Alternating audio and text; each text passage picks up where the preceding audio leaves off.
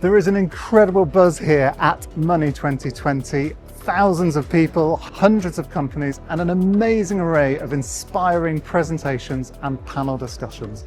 And for Worldline, it has just been brilliant to have the chance to meet with so many of our partners and our clients.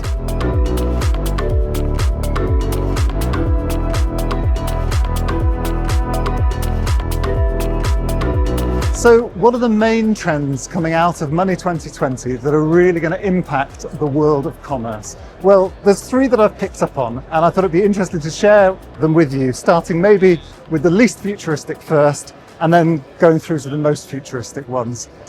The first one is definitely open banking, and that has gone way beyond being a buzzword. And what's been interesting to me is hearing how merchants are now offering pay by bank transfer at checkout and some of the benefits that they're getting from that. And I've heard a few industry figures here saying that what's really needed is a strong consumer-facing brand or a digital wallet that can make paying by bank transfer really trusted, easy and secure for the end user.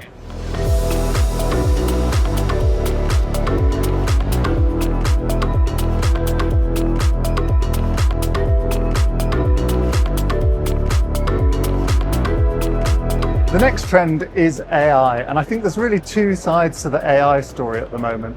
Firstly, it is becoming a really established technology for several use cases, particularly fraud detection and prevention, personalizing the customer experience, and also automating internal processes, especially customer services.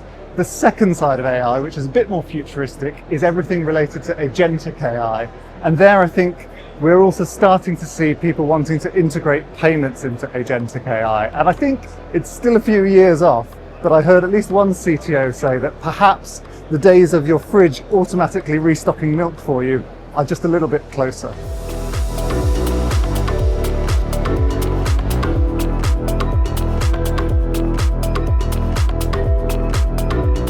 The next trend is really stablecoins, and I think there's definitely a feeling here that that's a bit overhyped at the moment. In fact, I even saw one person on stage from a stablecoin infrastructure provider saying that he believed the term is overhyped currently.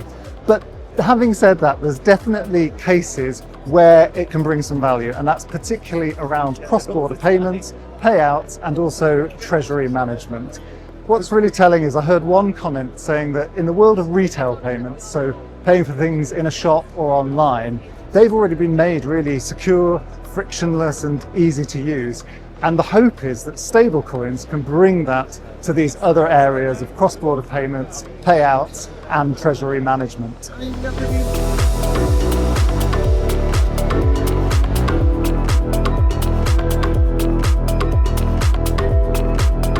So if I was to summarize all of this into three key takeaways, I would say firstly, what's very apparent is that yesterday's innovations have become today's standard way of doing things. Secondly, there is still really a lot of innovation going on in the world of payments. And I think it's apparent that those innovations we're seeing today, they are going to be the default way of doing things in the future. And finally, what's been really fascinating for me is to hear how merchants are applying these innovations to the way that they manage payments in order to bring real business benefits for themselves today.